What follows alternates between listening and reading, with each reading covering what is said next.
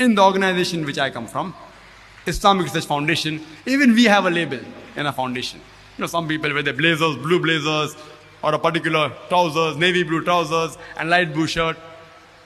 In the Islamic Research Foundation, our label is cap and a beard. Any person wants to join IRF, the first criteria in the interview we tell him is that if you join this, it's compulsory you should wear a cap and sport a beard. No two option. Whether the beard suits you or not, it's compulsory. If you keep it for the love of Allah and His Rasul, inshallah you'll get sawab. You should do it for that. But irrespective whether you like it or not, if you want to join IRF, Islamic Research Foundation, as an employee, it's compulsory wearing a cap and sporting a beard. Alhamdulillah, that's our label. We prefer the label of Islam for the people working in IRF. It's compulsory. The doctors, when a person becomes a doctor, from the name Mr. So-and-so, it changes to Dr. So-and-so. You know why? Because being a doctor, alhamdulillah, it's a noble profession. It elevates you. Other people are good people, but I'm a doctor. I'm for noble profession. So from Mr., it changes to doctor. And if a doctor has a car, he puts a cross on his car, on his vehicle, to identify the doctor. That if a person, if he's going on the streets, and if he requires any help, if a person has an accident, they can easily stop a doctor's car. This person is of a medical profession.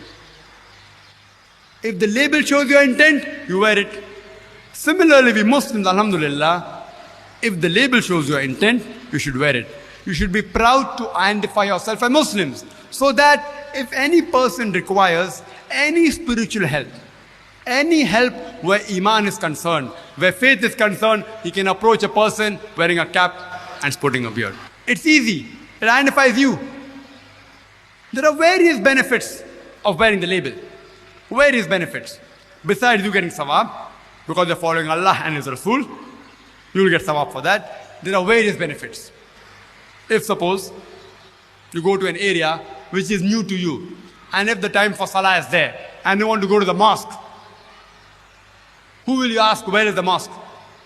We look for a person wearing a cap and a beard. Okay, he's a Muslim, he will be able to guide me. Even if it's a small mosque, he may know that, okay, it's there in a small gully. Or if it's a big mosque, he will tell it's there. If a person travels a lot, I'm a person who travels a lot. And when we go to the Western country, we have a big problem, the Muslims, for halal food. For having zabiyah food. Now, where are we going to ask a person, where do we get halal food?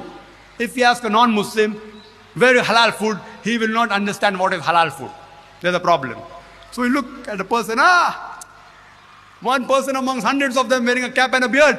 Brother, bhai sahab, salaam alaikum, alaikum salam. Wish them and ask them, where can I get halal food? It's difficult. It's very far. Why don't you come to a house? I will give you. Alhamdulillah. You don't have to pay also for that. Not that you have to wear the label so that you save your money for the food. But it does wonders. It has happened several times with me.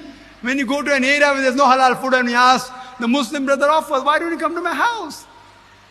Or he says, okay, there's a restaurant, which is just take a left turn and a right, and second lane again in the left, and you find a restaurant there. Alhamdulillah. It does wonders.